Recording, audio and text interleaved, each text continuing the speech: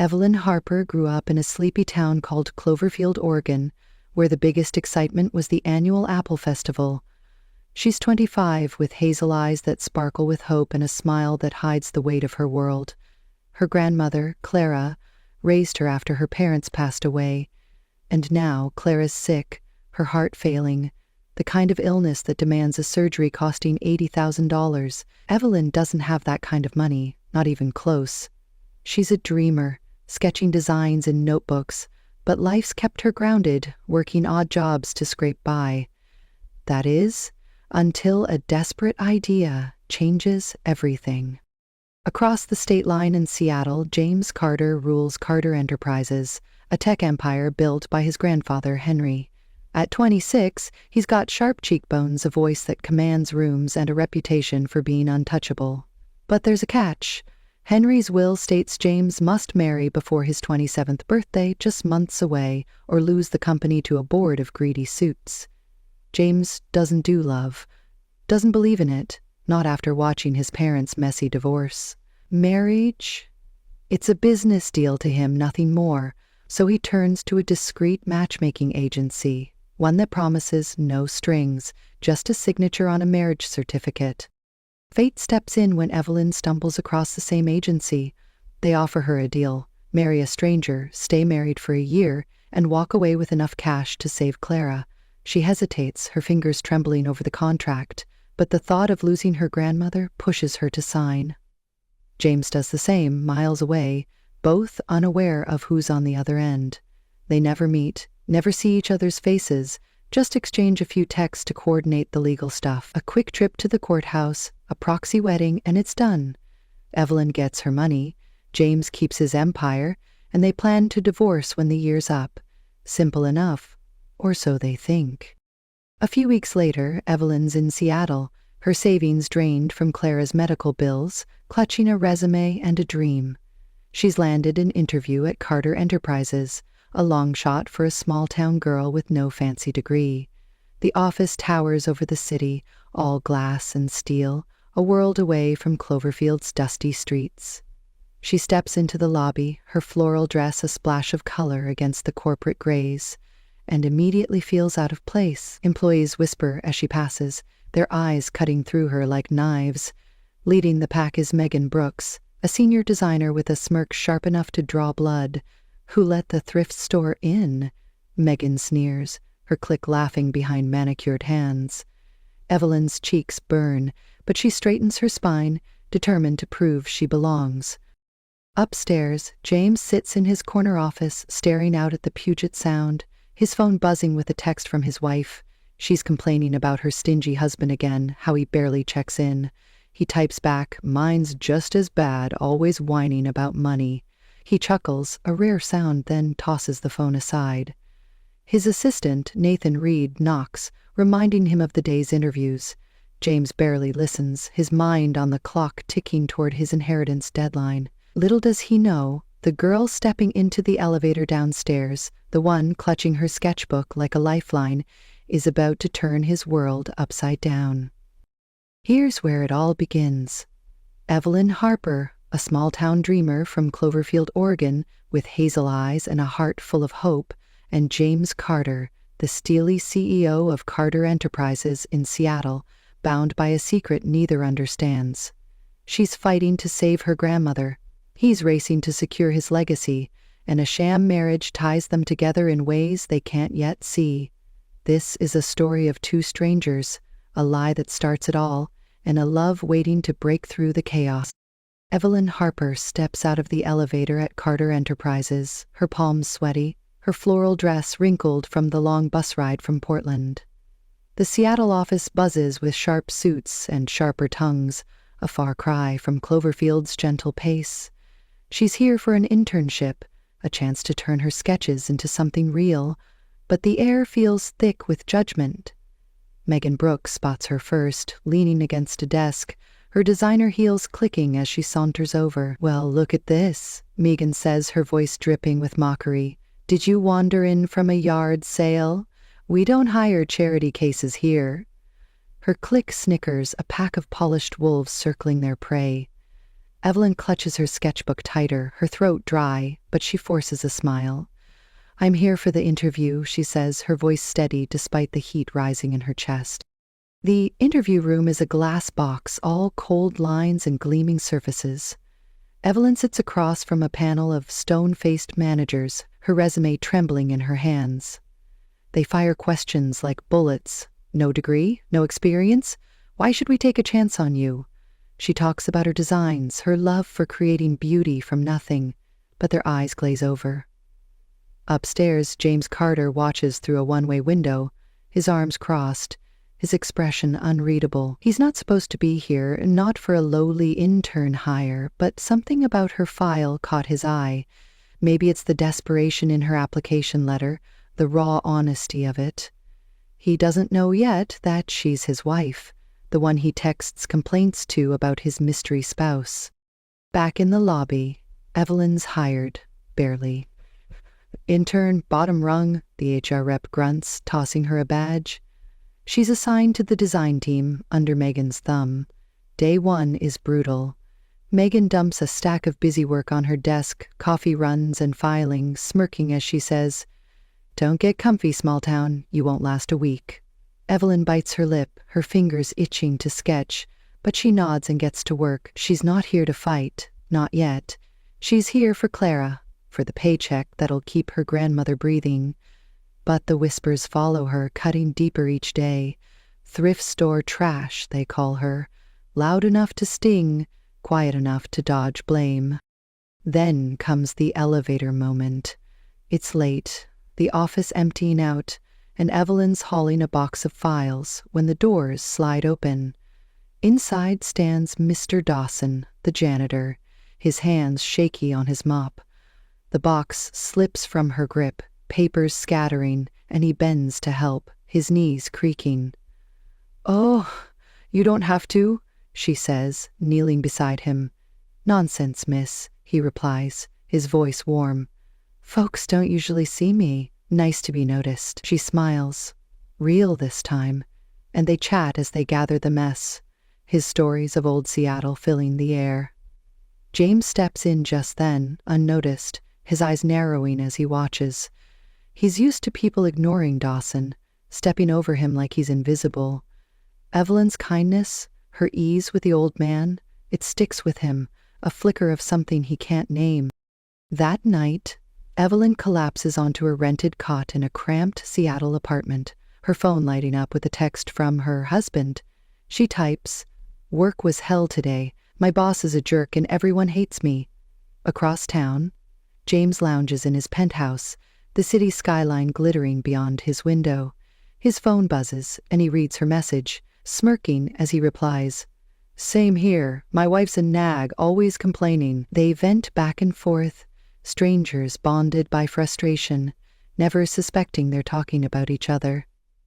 Evelyn laughs at his dry humor, a rare bright spot in her day, while James feels a tug of warmth he brushes off as nothing. Next morning, Megan ramps up the torment. She accidentally spills coffee on Evelyn's sketches, her apology dripping with fake sugar. "Oops, guess you'll have to start over," she says, her eyes gleaming. Evelyn salvages what she can, her hands shaking, but she doesn't snap. She's tougher than they think, forged by years of scraping by in Cloverfield. James catches the tail end of it, striding past on his way to a meeting. "Enough," he barks, his voice low but lethal. Megan freezes, her smirk fading, and Evelyn looks up, startled. He doesn't meet her gaze, just keeps walking, but the air shifts. She doesn't know why he stepped in, doesn't know he's starting to see her. Days turn to weeks, and Evelyn carves out a space, small but hers. She stays late refining designs, proving her worth one pencil stroke at a time. James watches from afar, his texts with his wife growing longer, more personal. He doesn't admit it, not even to himself, but she's creeping under his skin. Evelyn, meanwhile, clings to her mystery husband's words, a lifeline in this cold corporate sea, their two souls circling each other, blind to the truth, their lives tangled in ways they can't yet untangle. Evelyn Harper's days at Carter Enterprises settle into a grueling rhythm, her desk a fortress of papers and half-finished sketches. She's been an intern for 2 months now, her hands stained with graphite, her spirit bruised but unbroken. Megan Brooks keeps the pressure on, her taunts sharper with every passing week. "Still here, small town," Megan says one morning, tossing a stack of revisions onto Evelyn's desk. "Guess you're too stubborn to quit." Evelyn grits her teeth, nodding silently, her focus on a design project that could change everything. It's a pitch for a new app interface, sleek and intuitive, something she's poured her soul into. She stays late, the office lights dimming around her, determined to make it perfect. The day of the pitch arrives, a Friday afternoon in the conference room, all glass walls and polished oak. Evelyn stands at the front, her floral dress swapped for a borrowed blazer, her voice steady as she unveils her work. "It's about connection," she says, clicking through slides of soft blues and flowing lines. "Making tech feel human." The managers lean forward, nodding, a rare flicker of approval in their eyes. James Carter sits at the head of the table, his face a mask, but his fingers tap the armrest, a tell he doesn't notice. When she finishes, the room claps, a sound that echoes in her chest. "Good work, Harper," one manager says, and Evelyn's heart leaps. Megan's smile tightens, her nails digging into her palms. Word spreads fast. By Monday, Evelyn's the talk of the floor, her design slated for development. Megan corners her in the break room, her voice low and venomous. "Think you're special now? You're nothing but a fluke." She shoves past, leaving Evelyn rattled but resolute. That night, Evelyn texts her husband, her fingers flying over the keys. "Finally did something right at work. Maybe I'm not a total failure." James, sprawled on his leather couch, reads it and replies, "Told you you're better than you think." "My day was a mess, though. Too many idiots." She smiles at his gruff tone, a warmth blooming she can't explain. James starts finding excuses to linger near Evelyn's desk, dropping off files himself instead of sending Nathan. He catches her humming once, a soft tune from Cloverfield, and it sticks with him all day. He doesn't know why he's drawn to her, why her quiet strength pulls at him. Meanwhile, a new player enters the game. Lydia Pierce strides into his office unannounced, her heels clicking, her perfume sharp. "Hello, husband," she purrs, tossing a fake marriage certificate on his desk. She's the woman he thought he married, the agency's pick, and now she's back demanding $3 million to keep up the charade. "You need me to secure your inheritance," she says, her eyes cold. James clenches his jaw, torn between paying her off and digging deeper. The tension spikes during a business trip to San Francisco, a client meeting James insists Evelyn join. They're side by side in a sleek boardroom, her notes meticulous, his presence commanding. After, the team heads to a rooftop bar, the city lights sprawling below. Evelyn sips water, keeping her distance, but Megan's there, her smile too wide. She slips something into James's drink when he's not looking, a favor for Lydia, who promised her a cut. James downs it, his head spinning minutes later. Evelyn notices first, his words slurring as he grips the railing. "You okay?" she asks, her hand on his arm. He shakes his head, the world tilting, and she pulls him aside, panic rising. It gets worse. James stumbles, his knees buckling, and Evelyn catches him, her small frame straining under his weight. "Stay with me," she says, her voice firm, guiding him to a cab. The driver speeds them to a hotel, the nearest safe place, but James is fading fast. In the room, Evelyn's hands shake as she dials Nathan. "Something's wrong with him," she says, her breath hitching. Nathan's voice crackles through. "I'm on my way, keep him awake." She splashes water on James's face, his eyes fluttering open. "Evelyn?" he mumbles, his hand brushing hers, a spark neither expects. She freezes, her heart racing, then pulls back as Nathan bursts in. The hospital's a blur of white walls and beeping machines. James is stable, the doctors muttering about a sedative too much in his system. Evelyn sits by his bed, her sketchbook forgotten, her eyes fixed on his sleeping form. Nathan arrives, his face grim. "Someone spiked him," he says. "Megan was there. Lydia's been calling." Evelyn's stomach drops, the pieces clicking together. James stirs, his voice rough. "Harper, you still here?" She nods, her throat tight. "Couldn't leave you like that." He looks at her, really looks, and something shifts, a crack in his icy walls. Back in Seattle, rumors fly. Megan spins a tale, whispering to the team that Evelyn's chasing James, a gold digger after the CEO. "She's shameless," Megan says, her clique nodding. Evelyn overhears, her fists clenching, but she keeps her head down. James, recovered, storms into the office, his eyes dark. "Who saw what happened?" he demands, his voice cutting through the chatter. No one answers, but he knows. He texts his wife that night, works a circus. "Someone tried to take me down." Evelyn, curled up in her tiny apartment, replies, "Same here, people suck." Their words weave a thread neither sees, pulling them closer, step by secret step. Evelyn Harper's rise at Carter Enterprises hits a jagged edge. Her app designs a hit, earning her a permanent spot on the team, but the victory's bitter. Megan Brooks watches from her corner office, her jealousy a living thing, twisting her smile into something feral. She spent years clawing her way up, and now this small-town nobody's stealing her spotlight. She meets Lydia Pierce in a dim Seattle bar, the air thick with cigarette smoke. "He's protecting her," Megan hisses, swirling her drink. "James won't let her go." Lydia leans in, her voice smooth as silk. "Then we make her disappear. I'll pay you double." Megan nods, her eyes glinting, a plan forming like a storm cloud. Evelyn's oblivious, her days a blur of work and late-night texts with her husband. She's at her desk one afternoon, sketching, when Megan saunters over. "Need you to run an errand," she says, handing over an address scribbled on a napkin. "Client pickup near Tacoma, now." Evelyn hesitates, the address odd, an industrial zone. But she grabs her coat. It's a trap, and she walks right into it.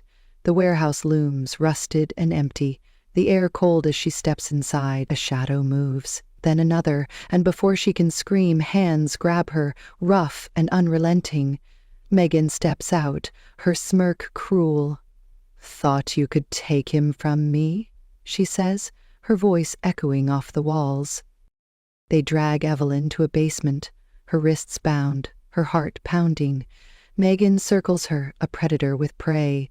"James was mine first," she spits. "I saw him years ago, helped him when no one else did. You don't deserve him." Evelyn struggles, her voice hoarse. "I don't even want him like that." Megan laughs, sharp and unhinged, then swings a metal pipe. It catches Evelyn's side, a sickening thud, and she crumples, pain exploding through her. Blood seeps through her shirt, her vision blurring. But she fights to stay conscious, Clara's face flashing in her mind. James Carter's in his office when his phone buzzes, a text from Evelyn, short and strange. "Heading to Tacoma. Back soon." He frowns, unease prickling his spine. Hours pass, no word, and he calls Nathan Reed. "Find her," he orders, his voice tight. Nathan digs, tracing her phone to a dead signal near Tacoma's old docks. James grabs his keys, the drive a haze of speed and dread. He reaches the warehouse, its silence eerie, and hears a muffled cry from below. He descends, his footsteps loud in the dark, and finds her, slumped against a wall, Megan looming over her with that pipe raised again. "Stop," James roars, lunging forward. Megan swings at him, but he dodges, tackling her to the ground. She thrashes, clawing at him, her screams wild. "She's ruining everything!"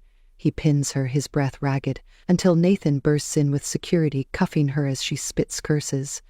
James turns to Evelyn, her face pale, her eyes half open. "Hang on," he says, lifting her gently, her blood staining his shirt. The ambulance ride is a nightmare. Sirens wailing, her hand limp in his. At the hospital, doctors swarm, their words a blur until one pulls him aside. "She's stable, but there's something else," the doctor says, his voice low. "She lost a pregnancy, 2 months along. Did you know?" James freezes, the air sucked from his lungs. Pregnant? He didn't know, couldn't have, and neither did she. Guilt crashes over him, heavy and cold. He sits by her bed, her breathing shallow, and whispers, "I'm sorry," though she can't hear. When she wakes, her eyes search his, confused. "What happened?" she asks, her voice weak. He hesitates, the truth a weight he can't unload yet. "Megan attacked you. You're safe now," he says, his hand brushing hers. She nods, too tired to press, and he vows to keep the loss buried, at least for now. Back at Carter Enterprises, Nathan uncovers Lydia's role. "She paid Megan," he says, handing James a bank record. "And there's more. Your marriage to her, never legal. Paperwork glitch years back." James's jaw tightens, his mind reeling. If Lydia's not his wife, then who is? He texts his wife, needing her steady words. "Rough day, someone got hurt, my fault," he types. Evelyn, propped up in her hospital bed, reads it and replies, "Not your fault, people are crazy. I got hurt too." Their messages intertwine, a lifeline in the chaos, neither knowing they're comforting each other. Megan's hauled off, ranting about James, her obsession laid bare. Lydia vanishes, her phone dead, but James doesn't care. He's at Evelyn's side when she's discharged, driving her home to her tiny apartment. "You didn't have to," she says, her voice soft.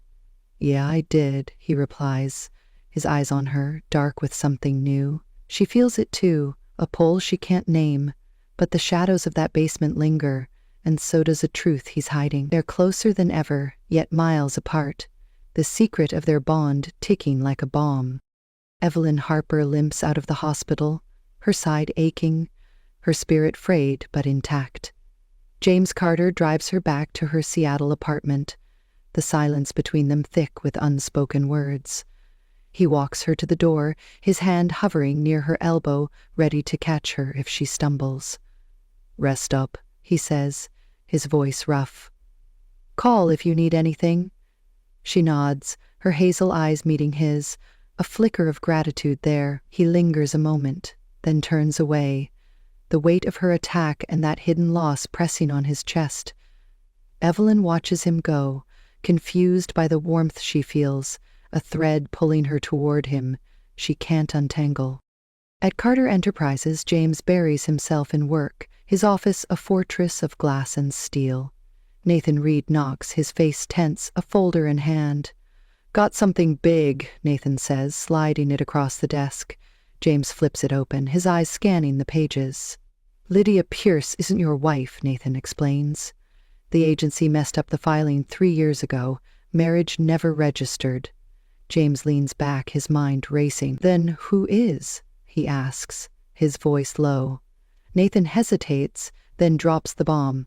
"Evelyn Harper. Her name's on the real certificate, signed the same day as yours." James stares, the air gone still. Evelyn? His intern? His savior? His wife?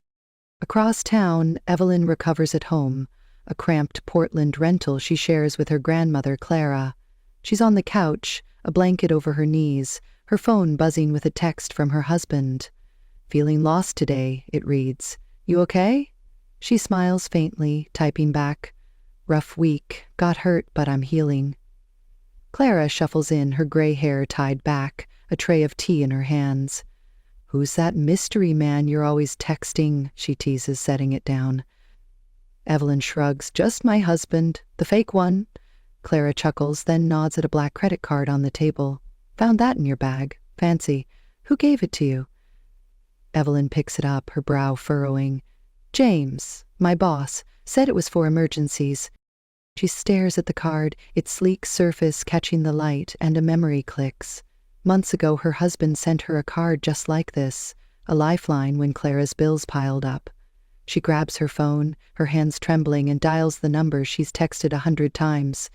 It rings, and upstairs James's phone lights up, the same number flashing on his screen.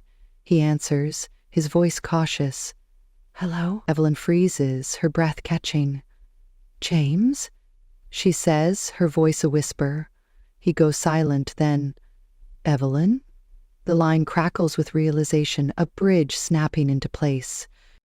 Clara watches, her eyes wide. "What's going on, honey?" Evelyn drops the phone, her mind spinning. "He's my husband," she says, the words tumbling out.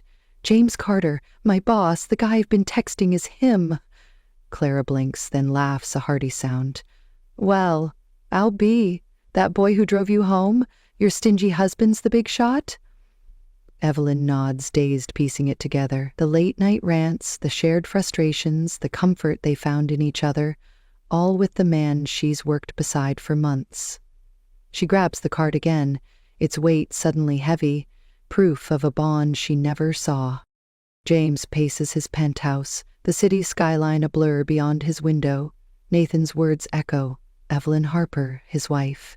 He remembers her in that elevator with Dawson, her quiet strength in San Francisco, her hand on his in the hospital. It fits too perfectly, and yet it terrifies him. He texts her, testing the waters. "Need to talk. Can we meet?" Her reply comes fast. "Yes, tomorrow, my place." He exhales, his heart pounding, a mix of dread and hope he can't shake. Next morning, James arrives at Evelyn's door, his suit traded for a sweater, his guard down. Clara opens it, her grin sly. "So, you're the husband who never visits," she says, ushering him in. Evelyn stands in the living room, her arms crossed, her eyes wary. "Is it true?" she asks, her voice steady. "You're him?" James nods, stepping closer. "Yeah." "I didn't know either. The agency screwed us both." She searches his face, then softens. "All those texts, that was you?" He smiles, faint but real. "Every word." They sit, the air thick with questions. "Why didn't we meet?" she asks. "I wanted it quick, clean," he says. "Thought you did too." She nods. "I needed the money for Clara. Didn't care who you were." A beat passes, then she frowns. "But now? I can't be the other woman, James. Not if you're still married." He leans forward, his voice firm. "I'm not. Lydia was a lie. You're the only one." Her breath catches, her heart tripping over itself. She wants to believe him, wants to feel this pull, but fear holds her back, a shadow of doubt she can't shake yet. Evelyn Harper stands in her Portland living room, the rain tapping against the windows, her heart a tangle of hope and hesitation.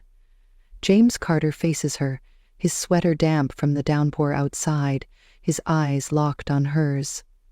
"I love you," he says, the words raw, spilling out like they've been trapped too long.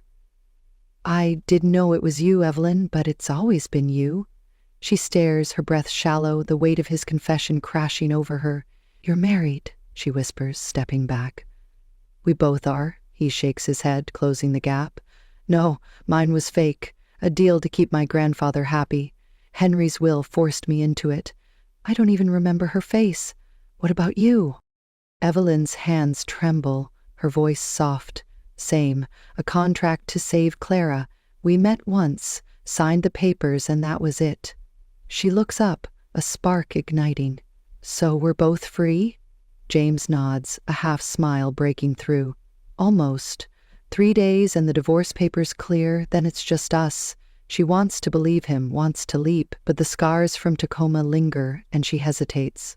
"I need time," she says, turning away. He nods, respecting her space, and leaves, the rain swallowing his footsteps.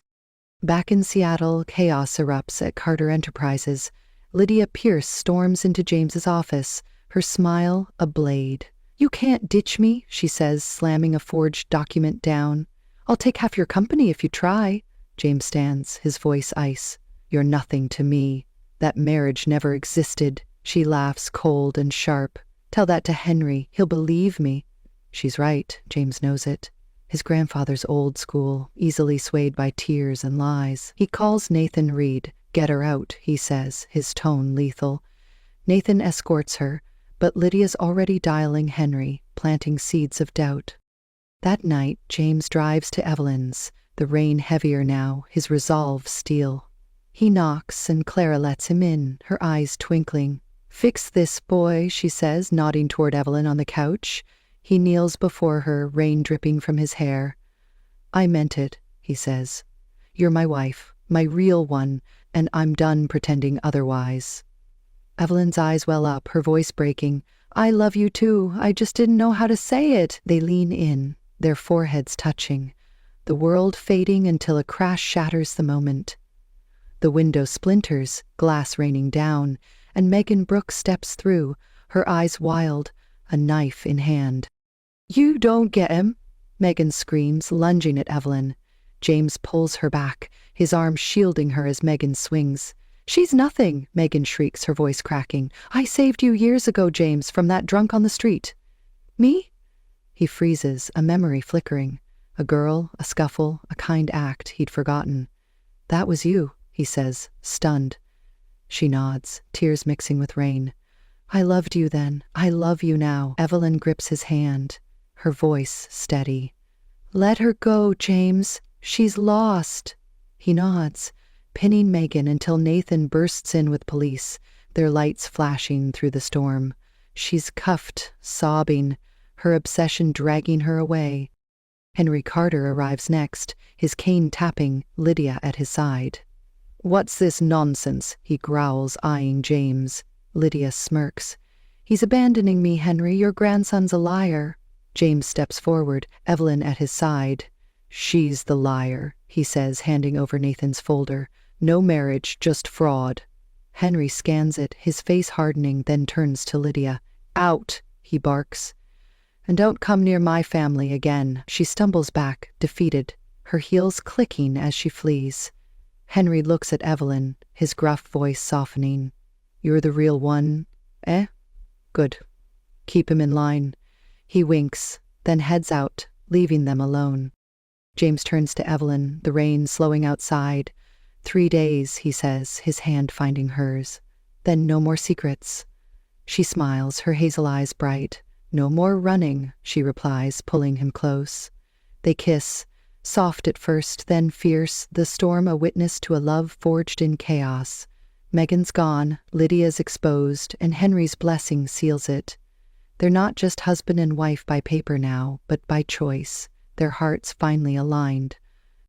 Evelyn Harper wakes in her Portland apartment, the morning sun spilling through the curtains, soft and golden. The chaos of the past days feels like a distant echo, the rain replaced by a quiet calm. James Carter sleeps beside her, his arm draped over her waist, his breathing steady.